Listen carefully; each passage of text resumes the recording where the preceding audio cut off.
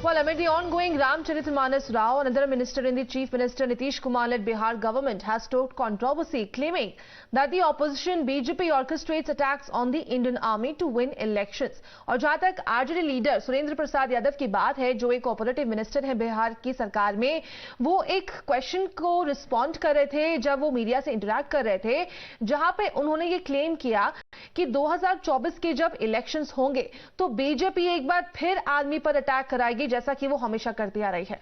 In fact उन्होंने BJP पर ये तंज कसा कि वो आर्मी का किस तरीके से बेनिफिट यूज करती है अपने एडवांटेज के लिए ना। जहां तक अगर इनकी बात करें तो उन्होंने कहा कि शायद इंडिया किसी और कंट्री के अंदर घुस भी सकती है, इन्वेड भी कर सकती है। देखिए और सुनिए सबसे पहले मंत्री जी ने क्या कहना है।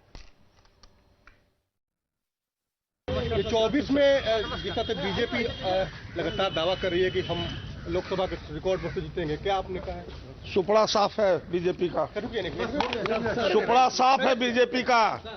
मैं बीजेपी का चुनौती स्वीकार करता हूं, सुपड़ा साफ है। आपको लगता है कि बड़ी आशंका भी है क्या कि कुछ बड़ा खेल होगा या बीजेपी कुछ बड़ा कर सकती है, कोई बड़ा कुछ? बीजेपी में जब चुनाव आता है तो ज्यादा से ज्यादा आर्मी पर हमला करता है, इस बार लगता है कि किसी कंट्री पर हमला करेगा। So naturally, Yadav's remarks invited sharp reactions from the BJP, with party spokesperson Arvind Singh saying that the RJD protects the terrorists. श्रीमान सुरेंद्र यादव जी, भाजपा सेना पर हमला नहीं कराती है, भारतीय सेना आतंकवादियों को मारती है।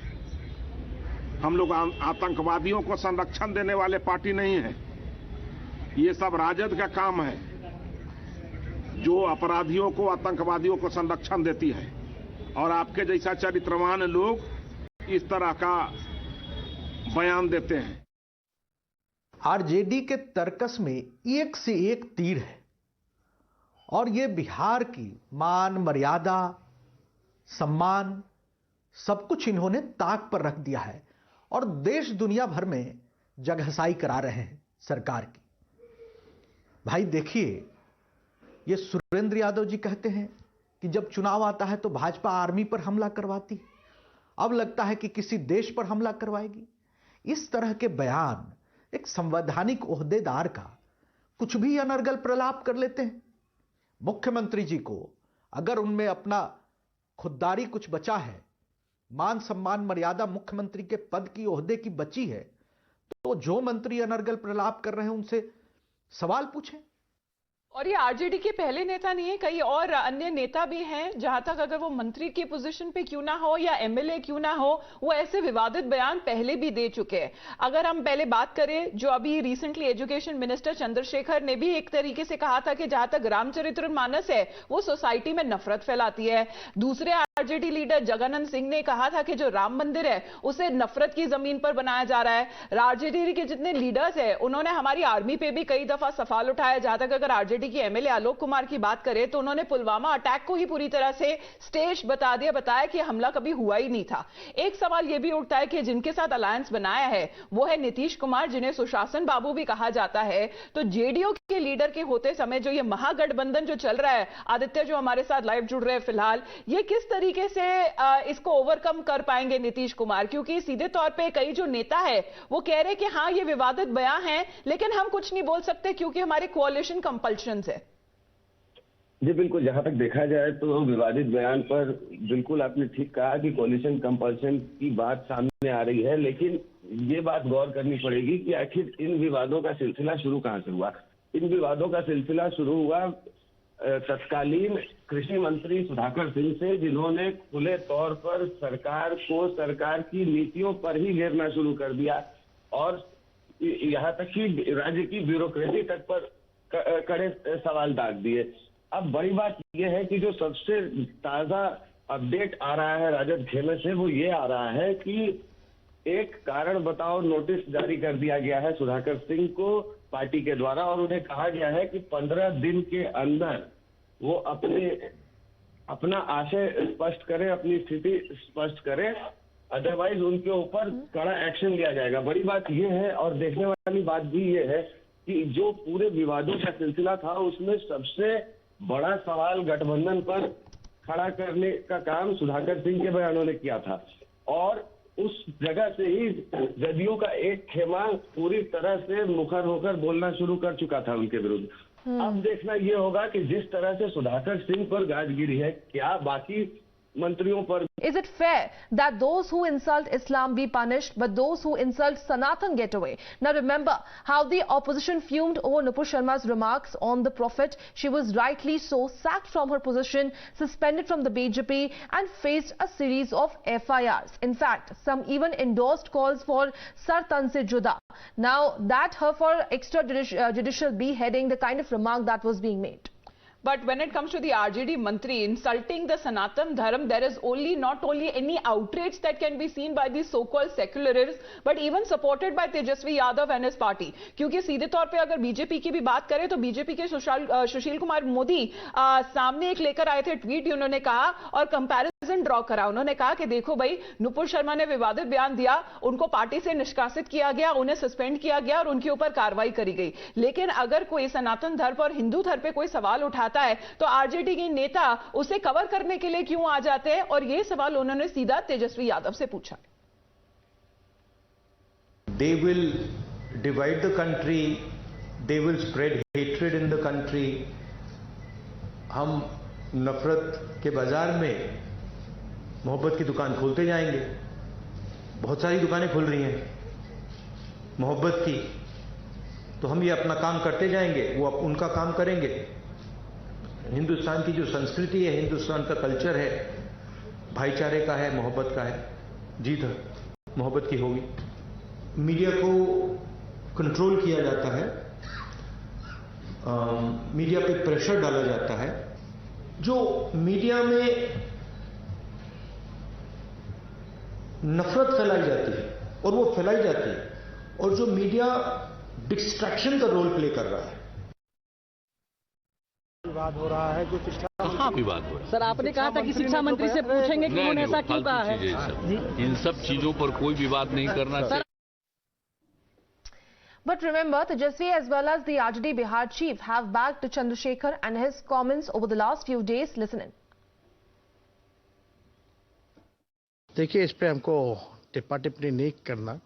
वो क्या सोचते हैं और क्या समझते हैं, ये सब लोग जानते हैं कि भाई सत्ता से जब बाहर हुई बीजेपी, तो अभी भी उन लोगों को ये बात जो है पचने दी। और हम सब लोग समझवादी लोग हैं, हम सब लोग मिल करके हम लोगों की तैयारी है कि 2024 में किस प्रकार से जो है भाजपा को हराएं। और केवल बिहार की बात ही नहीं है, माननीय मुख्यमंत्री जी नीतीश जी और हम लोग खुद राष्ट्रीय जनता दल मिल करके लगे हैं कि देश भर में विपक्ष को जो है गोलबंद किया जाए। तो असल घबराहट जो है वो 24 का है। लेकिन यहाँ सिर्फ चंद्रशेखर जी के बारे में बात नहीं करी जा रही है, जिनके तरफ से अगर ये बयानबाजी दी गई कि सीधे तौर पे उन्होंने रामचरितमानस पे ही सवाल उठा दिए, कहा कि ये समाज में नफरत फैलाता है और किस तरीके से जहर भरता है लोअर कास्ट के अगेंस्ट। और भी विवादित बयान दिए गए आरजेडी के अलग दूसरे नेताओं की तरफ से भी, तो उनको भी हम आपको सुनवा देते कि उनकी तरफ से क्या कहा गया था। मनुस्मृति को जलाने का क्यों काम किए? इसलिए कि मनुस्मृति में एक बड़े तबका के खिलाफ 85% लोगों के खिलाफ अनेकों गालियां दी गई। रामचरितमानस का क्यों प्रतिरोध हुआ? किस अंश का प्रतिरोध हुआ? नीच जाति के लोगों को शिक्षा ग्रहण करने का अधिकार नहीं था, और उसमें कहा गया है कि नीच जाति के लोग शिक्षा ग्रहण करके जहरीला हो जाते हैं, जैसा कि सांप दूध पीने के बाद होता है।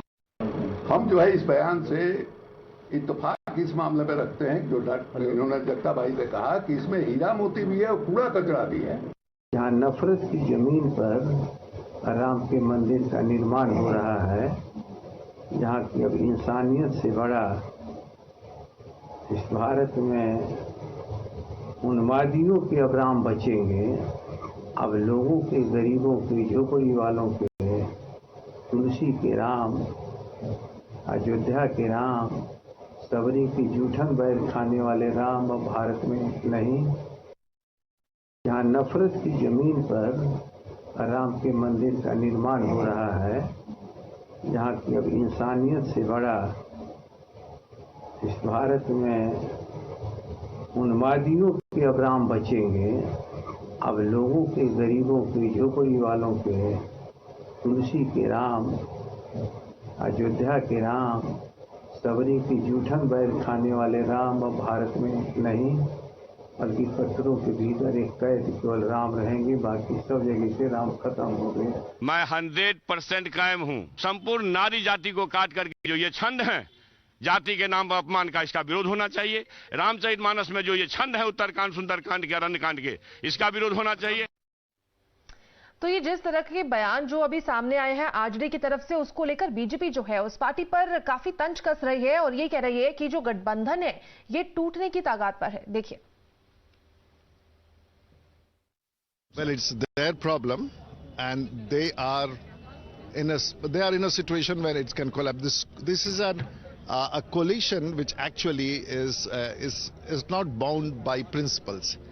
It's at the verge of collapse. It can happen today or maybe in few weeks. No action against that statement. Well, that is for them to consider, not us. But it's a fragile combination of contrasting ideas. Aditya, एक तरीके से idea किस तरह से मिल रहा है अगर हम बीजेपी और उनके नेताओं के बारे में बात करें, क्योंकि वो कह रहे हैं कि गठबंधन जो भी है बीजेपी, ये आरजेडी और जेडीयू के बीच, ये बहुत ही फ्रजाइल है, एक तरीके से टूटने के कगार पर है। तो ये किस तरीके से वो कमेंट कर रहे हैं, क्योंकि हमने नीतीश कुमार का भी बयान सुना, वो कुछ कह रहे हैं कि विवाद को तो कुछ है ही नहीं। किस बात का विवाद?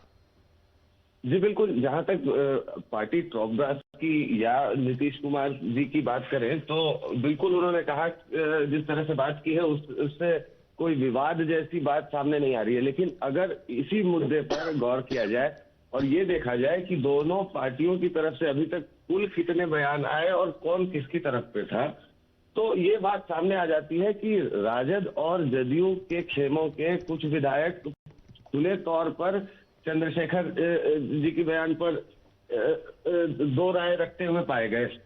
कईयों ने तो साफ तौर पे ये कह दिया कि मैं इस बयान के पक्ष में नहीं हूं, ये बयान बहुत हड़बड़ी में दिया हुआ बयान था और ये थॉटफुल नहीं था। तो बड़ी बात यह है कि जब बयान की सैंक्टिटी पर अगर पार्टी खेमों के अंदर से, और सबसे बड़ी बात यह है कि जिला अध्यक्ष लेवल से लेकर एमएलए तक के बीच में कई अलग अलग स्तरों पर ये मांग उठी और लोगों ने अपनी बात कही कि वो इस बात के पक्ष पे नहीं है। जहां तक एक नेता नहीं, कई नेता ऐसे आरजेडी के रहे हैं जिसमें बीजेपी डिमांड कर रही है कि उनके खिलाफ एक्शन लिया जाए, और नीतीश कुमार सीधे तौर पे ये सुनते हुए नजर आ रहे हैं कि विवाद तो कुछ हुआ है ही नहीं, किस बात का विवाद, तो ये सवाल भी खुद ही उठा रहे हैं।